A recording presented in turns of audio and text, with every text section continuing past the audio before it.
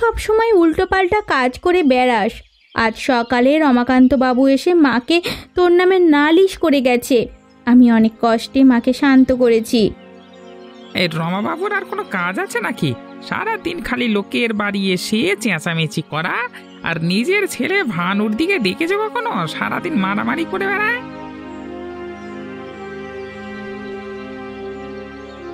তোর নিজের কত অভিযোগ, সেদিকে খেয়াল না করে ভানুর কথা বলছিস। ভানু অন্তত তোর বাবার দোকান সামলায়, তুই কি করিস? সারাদিন বসে বসে খাওয়া আর বখাটে পনা ছাড়া কি করিস বলতো? ভানুর বাবার নিজের দোকান আছে, আমার কি আছে? বাবার রেখে যাওয়া ছোট জমিটাও বেচে দিলে, শুধু এই ভাঙা কুঁড়ে কর ছাড়া আর কি আছে তোমার? অসভ্য মুখ পড়া ছেলে কোথাকার! আমি বেঁচে আছি বলেই তো এখনো এখনো দুবেলা খেতে পারছিস, নয়তো তাও কপালে জুটতো না। উদ্ধার করেছো দুবেলা খাইয়ে, হ্যাঁ, শুধু দুবেলা খাওয়ানো ছাড়া আর কি করতে পেরেছো জীবনে? মা, আনন্দ, তোমরা থামো দয়া করে। কেন এসব কথা নিয়ে ঝগড়া করছো? এখন এসব কথা ছাড়ো তো। আমি তো ঠিকই বলেছি। হ্যাঁ, বাবা মারা যাবার পর থেকে কোনো ইচ্ছে স্বাদ কিছুই পূরণ হয়নি, শুধু অভাব আর অভাব। আমি যদি অভাব ছাড়া আর কিছুই দিতে না পারি, তাহলে এখানে আসিস কেন রে? হ্যাঁ, আসিস কেন? চলে যা, চলে যা, চলে যা, বেরিয়ে যা বাড়ি থেকে। আমার ইচ্ছে করছে এক্ষুনি গিয়ে ওই রমাকান্তের বাড়িতে আগুন দিয়ে আসি। রোজ রোজ গিয়ে নালিশ করে বেড়ায়, বাঁচা মুশকিল করে দিয়েছে। কিন্তু হয়েছে কি সে কথা তো বলছিস না এখনো। কি করেছে রমাকান্ত বাবু? কেন এত ক্ষেপে আছিস তার উপর? রোজকার মতো আজও গিয়ে মায়ের কাছে আমাকে নিয়ে নালিশ করে এসেছে। সেই নিয়ে মায়ের সাথে বা ঝগড়া। আমি অনেক কথা শুনিয়েছি। এতে রমাকান্তের দোষ দেওয়ার আগে তোর মায়ের দোষ দেওয়া উচিত ছিল। তার কাছে কি তোর চেয়েও রমাকান্তের কথার মূল্য বেশি নাকি? তোর উপর কি তার বিশ্বাস নেই? যা বলেছিস, কিন্তু মাঝে মাঝে আমার মনে হয় আমারও দোষ আছে। আমিও তো কোনো কাজকর্ম করি না। সেই জন্যই তো তোর উপর চেঁচামেচি না করে তোকে কোনো কাজের ব্যবস্থা করে দিল পারে। আমি তো ঠিক মতো পড়াশোনা করিনি, ভালো কোনো কাজ পাবো কিনা তাও জানি না। পড়াশোনা লাগে নাকি আজকাল? শুধু টাকা আর ক্ষমতা থাকলেই হয়? কিন্তু তোর মা তো শুধু তোর দিদির পড়াশোনা নিয়েই ভাবে। তোর ব্যাপারে কোনো খেয়াল আছে নাকি? এখন আমি কি করব, তুই কোনো একটা সমাধান দে। তুই কিছু টাকার ব্যবস্থা কর। 1-2 লক্ষ টাকা হলেও হবে। তা দিয়ে আমরা একসঙ্গে কোনো একটা ব্যবসা শুরু করতে পারবো। মায়ের কাছে তো সংসার চালানোর টাকাই নেই, এই অবস্থায় আমি এত টাকার কথা বলবো? যদি জীবনে কিছু করতে হয় তাহলে খুঁজতে হবে, টাকা ছাড়া আজকাল কিচ্ছু হয় না।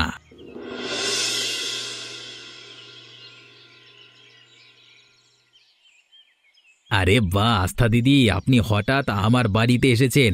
আজকে সূর্য কোন দিকে উঠেছে? তুমি যে কাণ্ড ঘটিয়েছো, এরপর আর না এসে উপায় কি? তাই না চাইতেও বাধ্য হয়ে আসতে হলো। আমি আবার কি কাণ্ড ঘটালাম? এমন কি হয়েছে যার জন্য আপনি আমার চেহারা দেখতে চান না? আজকে নিজে আমার কাছে এসেছেন। তুমি একজন লোভী শয়তান লোক, সে কথা আমার বরাবরই জানা আছে। কিন্তু নিজের শয়তানির শিকার বানানোর জন্য আমার ভাইটাকেই পেলে। কি যে বলেন না আস্থা দিদি, আমি কেন ওকে শয়তানির শিকার বানাতে যাব? আনন্দ আমার ভালো বন্ধু, আমি কি কখনো ওর খারাপ চাইতে পারি? যদি ওকে তুমি তোমার ভালো বন্ধু ভেবে থাকো, তাহলে ওর মাথায় কেন টাকার ভূত চাপিয়েছো? হ্যাঁ, আমি তোকে টাকা জোগাড় করতে বলেছি, যেন ওই টাকায় ও নিজের ব্যবসা দাঁড় করাতে পারে। কিন্তু তুমি তো খুব ভালো করেই জানো আমাদের পরিবারের অবস্থা। কোনো মতে আমাদের সংসার চলে। তুমি জানো তোমার কারণে কত অশান্তি হচ্ছে আমাদের বাড়িতে। আমি কোনো অশান্তির উদ্দেশ্যে ওকে বুদ্ধি দিইনি। আনন্দ আর কতদিন এভাবে বেকার ঘুরবে, তাই ভাবলাম 2 বন্ধু মিলে কোনো সমস্যা ব্যাস ব্যাস, আমার আর কিছু বলতে হবে না, আমি সব বুঝে গেছি। আর শুনে রাখো, যত যাই হোক না কেন, আমি আনন্দকে তোমার সাথে ব্যবসা করতে দেব না, কিছুতেই না।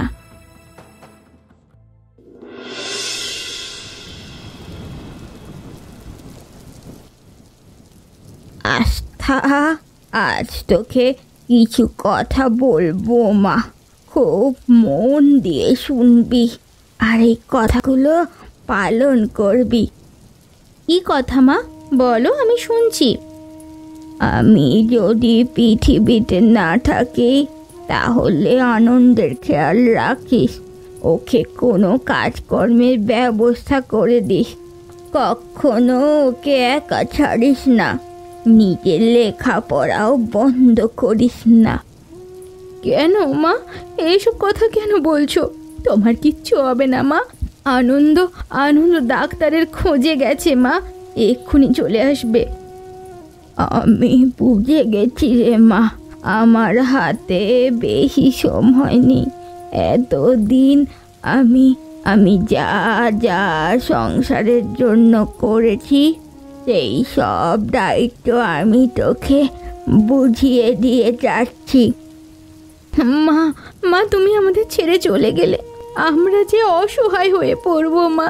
ডাক্তারবাবু এক্ষুনি চলে আসবেন, তুমি চিন্তা করো না, তুমি ঠিক সুস্থ হয়ে উঠবে মা, ঠিক সুস্থ হয়ে উঠবে।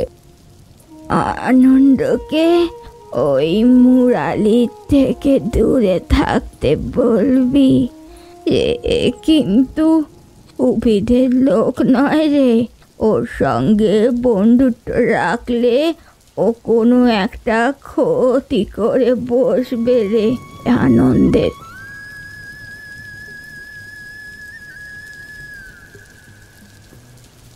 ভাই ভাই, তুই একা কেন? ডাক্তারবাবু কোথায়? আসেননি তিনি? এতবার অনুরোধ করে বললাম, কিছুতেই তিনি এলেন না। আমাকে বললেন এই বৃষ্টির মধ্যে তিনি রোগী দেখতে পারবেন না। মায়ের অবস্থা ভালো নয়, ডাক্তার না দেখাতে পারলে কোনো একটা অঘটন ঘটে যাবে রে।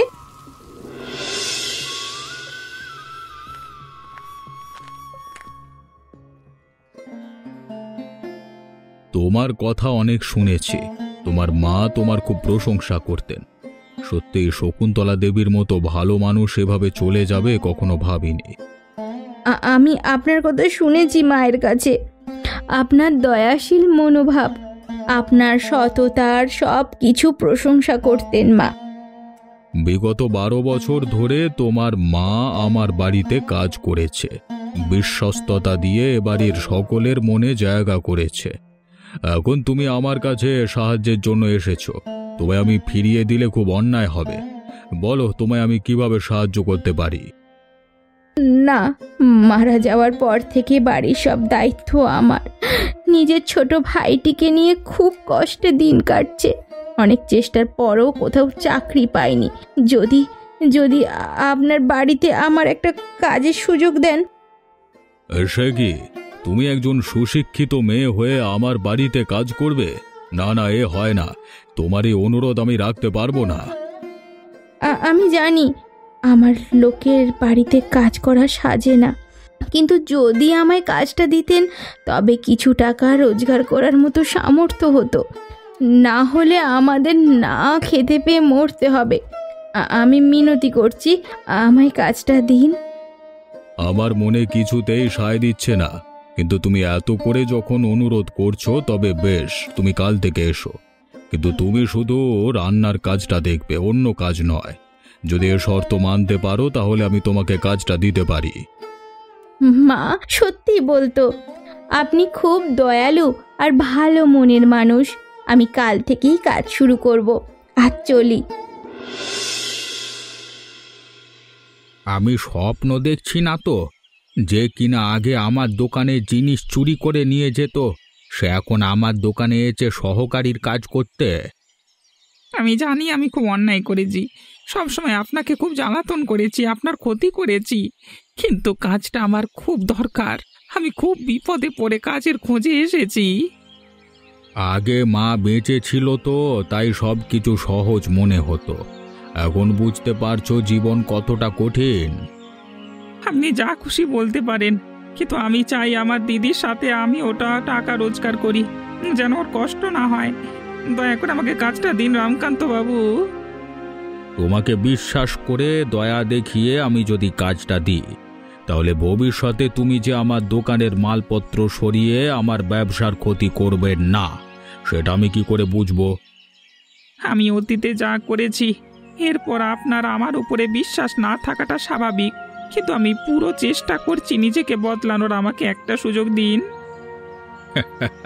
চোর যতই চেষ্টা করুক চুরি ছেড়ে দেবার, কিন্তু একদিন তাকে চুরি করতেই হয়। তার চরিত্র তাকে বাধ্য করে চুরি করতে। তাই তুমি যতই বলো আমি তোমাকে বিশ্বাস করতে পারবো না। কেউ বদলাতে চাইলে তাকে একটা সুযোগ তো দেওয়া যায়, বলুন। কথা বাড়িও না তো বাপু, একবার না বলেছি তো বলেই দিয়েছি। আমার সিদ্ধান্ত বদলাবে না। যাও, তুমি অন্য কোথাও গিয়ে কাজ খোঁজো। বেশ, আমি চলে যাচ্ছি। কোনো একদিন আমারও ভালো সময় আসবে, তখন আমিও আজকের দিনে জবাবটা দেব।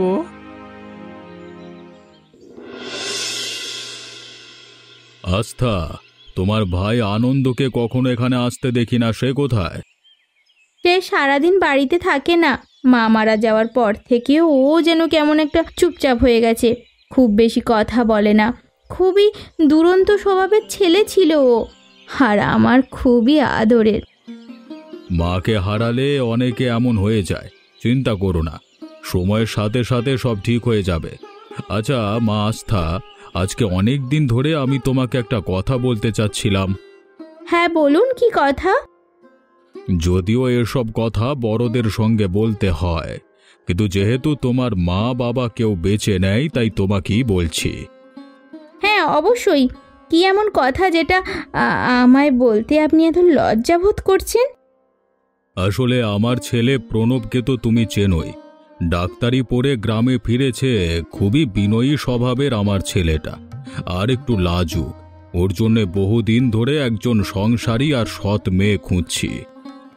গ্রামের কিছু মেয়ে আছে যাদের আমি চিনি। আমরা একসঙ্গে পড়াশুনো করেছি, আর ওদের পরিবার খুব সচ্ছল। আপনি চাইলে আমি তাদের সঙ্গে আপনার পরিচয় করিয়ে দিতে পারি। তার কোনো প্রয়োজন নেই। আসলে আমার একটাই ছেলে, কোনো মেয়ে নেই। কিন্তু যখন থেকে তুমি এ বাড়িতে এসেছো, আমার মনে হয় যেন আমার মেয়ে এসেছে। তাই যদি তোমার আপত্তি না থাকে, যদি তুমি প্রণবকে বিয়ে করো। আমি আমার ছোট ভাইয়ের সাথে এ বিষয়ে কথা বলতে চাই। ওর কথা ছাড়া আমি কিছু বলতে পারবো না। বেশ বেশ, তুমি তোমার ভাইয়ের সাথে আলাপ করে তারপর আমাকে জানিও। আশা করি ওর কোনো আপত্তি থাকবে না।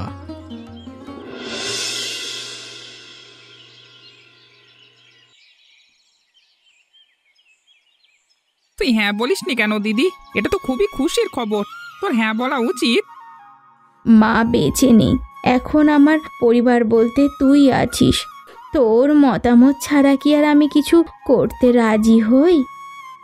আমি খুব খুশি হয়েছি দিদি। মা সবসময় বলতো কিষানলাল বাবু দেবতুল্য মানুষ, তার ছেলের বউ করে তোকে নিতে চাইছে। তুই সত্যি ভাগ্যবতী। মা থাকলে এক মুহূর্ত ভাবতো না।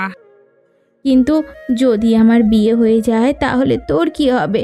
তুই একা একা কি করে থাকবি বলতো? আমায় নিয়ে ভাবছিস কেন? আমি চাকরি খুঁজছি, কোনো না কোনো একটা ব্যবস্থা ঠিক করে ফেলবো, তুই কোনো চিন্তা করিস না। তাছাড়া আজ অবধি তুই এত মায়া মমতা দিয়েছিস, এখন তো নিজেকে নিয়ে ভাববার সময় দিদি। বেশ, তুই যখন বলছিস তাহলে আমি কিষানলাল বাবুকে সব বলবো। আমার বিয়েতে কোনো আপত্তি নেই। আমি তোর ছোট ভাই, আমি গিয়ে তোর বিয়ের ব্যাপারে কথা বলবো, তুই কোনো চিন্তা করিস না। আমি জানতাম, আমি বললে তুমি কখনোই না করবে না। আস্থাকে এই ঘরের বউ করে আনতে পারলে ও পুরো ঘরটা আগলে রাখবে। তুমি যেহেতু পছন্দ করেছো, নিশ্চয়ই সে খুব ভালো মেয়ে হবে, এতে আমার কোনো সন্দেহ নেই। তুমি যেভাবে যখন বলবে সেভাবেই আমার বিয়ে হবে বাবা। কিন্তু এখন আস্থার মতামতের জন্য অপেক্ষা করতে হবে। ও বলেছিল ওর ছোট ভাইয়ের সাথে এই ব্যাপারে আলাপ করতে চায়। পৃথিবীতে ওর ছোট ভাই ছাড়া আর কেউ নেই। তোমার দেওয়া প্রস্তাব কেউ ফেরাবে বলে আমার মনে হয় না বাবা। নিশ্চয়ই ওর ছোট ভাইও এ সম্বন্ধে খুশি হবে, তুমি ভেবো না। তাই যেন হয়। আস্থা তোমার স্ত্রী হয়ে আসলে আমার আর কোনো চিন্তা থাকবে না। আমি তোমার মাকে কথা দিয়েছিলাম, তোমায় মানুষের মতো মানুষ করে একজন ভালো জীবন সঙ্গী তোমার জন্য নিয়ে আসব। তুমি তোমার কথা রেখেছো বাবা। এই যে আজ আমি ডাক্তার হতে গ্রামে ফিরেছি, লোকের কাছে এত সুনাম করাচ্ছি, এই সবই তো তোমার কারণে। এবার তোমার বিয়েটা সুন্দরভাবে করিয়ে দিতে পারলে বাকি প্রতিজ্ঞাটাও পূর্ণ হয়ে যাবে। এখন শুধু আস্থার উত্তরের অপেক্ষা। আস্থার ভাই আনন্দ আমাকে চিঠি পাঠিয়েছে। সে একবার আমাকে বা আমার সঙ্গে দেখা করতে চায়, কিছু জরুরি কথা আছে। বেশ তো, তাহলে তুমি একদিন সময় করে আনন্দের সঙ্গে দেখা করো। আমার মনে হয় বিয়ের ব্যাপারই কোনো কথা বলবে।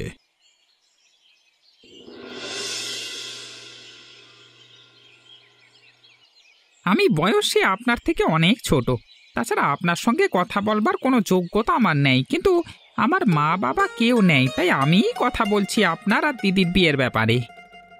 তুমি আস্থার ভাই, তোমার পুরো অধিকার আছে নিজের বোনের ব্যাপারে কথা বলবার। বলো তুমি কি বলতে চাও। যেদিন আমি দিদির কাছে এই বিয়ের প্রস্তাবের কথা শুনেছি, আমি সেদিনই ঠিক করে নিয়েছি এ বিয়ে হবে। কেননা আপনার বাবার গুণাগুণ এই গ্রামের সকলের জানা আছে, আর আপনাদের বাড়ির বউ হয়ে গেলে অবশ্যই আমার দিদি খুব ভালো থাকবে। আমি আর বাবা তোমার ব্যাপারে সবই জানি। তোমার মায়ের সাথেও আমার অনেক কথা আছে। এটুকু বলতে পারি, তোমার দিদির বিয়ে আমার সঙ্গে হলে তুমি এবং তোমার দিদি তোমাদের কোনো অসুবিধে হবে না, তার সব দায়িত্ব আমি নেব। শুধু একটা অনুরোধ করবার ছিল, আর এটা বলবার জন্যই আপনাকে আজ এভাবে ডেকে আনা। বলো কি অনুরোধ তোমার। দিদি পড়াশোনায় খুব ভালো, কিন্তু সংসারের চাপে আর দায়িত্বের ভারে ওর পড়াশোনা আটকে ছিল। যদি বিয়ের পর ওকে পড়াশোনার সুযোগ দেওয়া হতো, তাহলে ও অনেক দূর আগাতে পারত। এতে অনুরোধের কি আছে? আস্থা যদি বিয়ের পর পড়াশোনা করতে চায় তাহলে তো খুব ভালো কথা। কৃতার্থ হলাম। আমাদের দিক থেকে কোনো আপত্তি নেই। দিদির বিয়ে আপনার সঙ্গে হলে এতে আমি খুব খুশি হব। আপনারা বিয়ের ব্যবস্থা করুন। বেশ, তাহলে আমি আজই গিয়ে বাবাকে বলছি তোমরা বিয়ের জন্য সম্মতি জানিয়েছ, তিনি খুব খুশি হবেন। কেমন আছেন প্রণব বাবু? শুনলাম আপনি নাকি বিয়ে করেছেন। হ্যাঁ, সবে 1 মাস হলো। কেন, আপনাকে বিয়েতে নেমন্তন্ন করা হয়নি? গ্রামের সকলেই তো নেমন্তন্ন পেয়েছে। নেমন্তন্ন পেয়েছিলাম, কিন্তু কিছু কাজে গ্রামের বাইরে ছিলাম, তাই আসা হয়নি। কিন্তু আমি আসলে এই বিয়ে কিছুতেই হতে দিতাম না। মানে কি বলছেন আপনি? ঠিকই বলছি। একজন ডাক্তার হয়ে আপনি কি করে একটা চোরের পরিবারের সম্বন্ধ করতে পারেন বলুন তো? চোর? কে চোর? কি বলতে চাইছেন আপনি? পুরো গ্রাম জানে, আর আপনি জানেন না প্রণব বাবু? ওই যে আনন্দ, যার বোনকে বিয়ে করে বাড়ির বউ বানিয়েছেন, সে একটা চোর। লোকের দোকানপাট আর ঘরবাড়ি থেকে মালপত্র টাকা চুরি করে বেড়ায় সব। আপনি কি ভেবেছেন আপনি একটা কথা বলবেন আর আমি অমনি বিশ্বাস করে নেব? আমি আনন্দকে খুব ভালো করে চিনি, ও কখনো এমন কাজ করতে পারে না।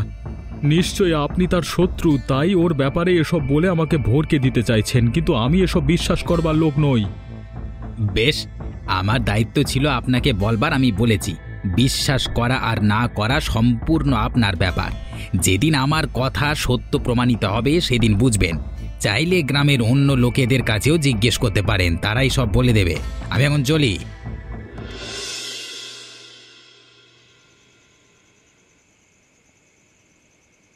কি হয়েছে প্রণব? রোজ রাতে তুমি বাড়ি ফিরে আমাদের সঙ্গে বসে গল্প করো, আজকে কেন চুপচাপ হয়ে আছো? কিছু হয়েছে নাকি? সত্যিই তো জামাইবাবু, আপনি তেমন চুপ করে বসে থাকবার লোক নন। আপনি কি কোনো কারণে মন খারাপ আপনার? আমি ঠিক আছি। আজকে আনন্দের জন্য একটা চাকরির ব্যবস্থা করে এলাম। সকাল থেকে সন্ধে চাকরি, সপ্তাহে 2 দিন ছুটি, মাসে 3000 টাকা মাইনে। এ তো খুবই খুশির খবর। আর কতদিনই বা এভাবে বাড়িতে বসে থাকবে আনন্দ? চাকরি করলে ওর সময়ও কেটে যাবে, আর কিছু টাকাও রোজগার করতে পারবে। তুমি খুবই ভালো কাজ করেছো প্রণব। সত্যি জামাইবাবু, আপনি এখন অবধি আমার দিদির জন্য যা যা করেছেন তা সত্যি ভাষায় প্রকাশ করা যাবে না। কিভাবে যে আপনার এই ঋণ শোধ করব। আমি তোমাদের উপকার করেছি, কিন্তু তার বিনিময়ে তোমরা আমাকে দিয়েছ বিশ্বাসঘাতকতা। তোমরা আমার থেকে সত্য লুকিয়েছ। প্রণব, কি বলছো তুমি? কি হয়েছে তোমার? হঠাৎ এভাবে কথা বলছো কেন তুমি? কারণ ওরা আমাদের ঠকিয়েছে। এ আনন্দ একটা চোর। ও পুরো গ্রামে চুরি করে বেড়াতো। আজকে মুরালির সঙ্গে দেখা হওয়াতে মুরালি আমাকে সব সত্য বলেছে। যদি আমি আগে জানতাম তুমি একটা চোর, তাহলে কখনোই তোমার বোনের সঙ্গে আমি বিয়ে করতাম না। আনন্দ, প্রণব যা বলছে তা কি সত্য? আসলেই কি তুমি? ও আর কি উত্তর দেবে বাবা? ও একটা চোর। ওর কোনো কথা বলবার মুখ নেই, তাই ও এখন এইভাবে চুপ করে আছে। জামাইবাবু, আমি মানছি আমি অতীতে কিছু ভুল করেছি, কিন্তু আমার দিদির তো এতে কোনো দোষ নেই। তাও কেন আমার কৃতকর্মের শাস্তিও পাচ্ছে? কেননা তুমি সত্য লুকিয়েছ, তাই এর প্রতিশোধ আমি আস্থাকে দিয়ে দেব। তোমার মতো চোর আর মিথ্যেবাদীদের শাস্তি এটাই। শাস্তি যদি দিতেই হয় তবে আমাকে দিন, দিদিকে নয়। তোমাকে শাস্তি দিলেই তা তুমি সহ্য করে নেবে, কিন্তু তোমার দিদিকে শাস্তি দিলে তা তুমি মেনে নিতে পারবে না। আর তাই আমি ওকেই কষ্ট দেব। এটাই হলো মিথ্যের পরিণাম। আপনি যদি চান না, আমি তাহলে সারা জীবনের জন্য বাড়ি থেকে চলে যাব। হ্যাঁ, আমার দিদির সঙ্গে খারাপ ব্যবহার করবেন না।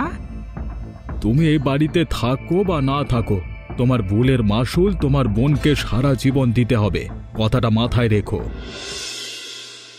আনন্দ, বন্ধু আমার, কতদিন হলো তোকে দেখিনি। কেমন আছিস তুই? শুনেছি তুই এখন তোর দিদির সঙ্গে তার শ্বশুর বাড়িতে থাকিস। বন্ধু? তুই কোন মুখে আমাকে বন্ধু বলছিস? আমার এত বড় ক্ষতি করে তুই আমাকে বন্ধু কি করে ডাকছিস? হ্যাঁ, ক্ষতি? আমি আবার তোর কি ক্ষতি করেছি? কি যে বলিস তুই! আমি কখনো তোর ক্ষতি করবার কথা ভাবতে পারি? আমি তো তোর ছোটবেলার বন্ধু। যদি এমনটাই হতে থাকে তাহলে তুই জামাইবাবুর কাছে আমার অতীত নিয়ে কেন কথা বলেছিস? কেন তাকে আমার অতীতে সব কথা বলেছিস? ও, তোর জামাইবাবু তাহলে তোকে সব বলে দিয়েছে? ভালো। হ্যাঁ, তুই ঠিক শুনেছিস, আমি সব বলেছি। তাছাড়া চোরকে চোর বলবো না তো কি বলবো শুনি? ভুলে গেছিস কিভাবে লোকের দোকান থেকে জিনিস চুরি করে পালিয়ে যেতিস? আর আজকে সেই তুই কিনা মোড়লের বাড়িতে আরামে দিন কাটাচ্ছিস। মা ঠিক বলতো, আমি তোকে বন্ধু ভেবে অনেক বড় ভুল করেছি। তোর মনে আমার প্রতি এতটা হিংসে আর ঘৃণা, সে কথা আমি বুঝতেই পারিনি। হ্যাঁ, তুই একদম ঠিক ধরেছিস। ঘেন্না করি আমি তোকে, আর তাই তোর বোনের সংসারে আগুন লাগিয়েছি।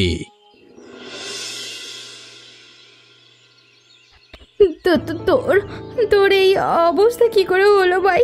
কে এমন করেছে? আমাকে কেন বাঁচাতে গেলে দিদি? আমার তো মরে যাওয়াই ভালো ছিল। আমার কারণে তোর আর জামাইবাবুর মধ্যে এত অশান্তি। আমার বেঁচে থাকবার কোনো অধিকার নেই। তুমি আমাকে ক্ষমা করে দিও আনন্দ। এতদিন অবধি তুমি যা দেখেছো এই সব কিছুই তোমার দিদি আর আমার অভিনয় ছিল।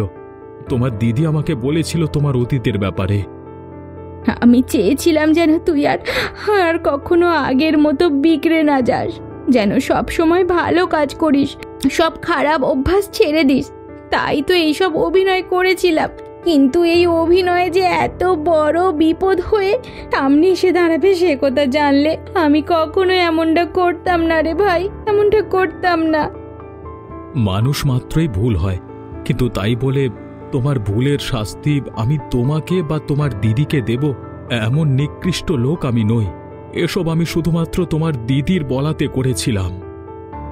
আনন্দ, এবার আমাদের বলো তোমার এই অবস্থা কি করে হয়েছে? গ্রামের লোকে বলছে মুরালি তোমাকে ছুরি দিয়ে আঘাত করে পালিয়ে গেছে, এটা কি সত্যি? হ্যাঁ, সকল কথাই সত্যি বলছি। আমাদের মধ্যে ঝগড়াঝাটি হয়েছিল আর সেখান থেকেই এই সব কিছু। আমি এক্ষুনি দারোগা বাবুকে খবর দিচ্ছি। যেখানেই পালিয়ে যাক ওই মুরালিকে আমি খুঁজে বের করবই, আর এমন শাস্তি দেব আর কখনো আমার পরিবারের ক্ষতি করা তো দূর, এই পরিবারের দিকে ফিরে তাকানোর সাহস পাবে না।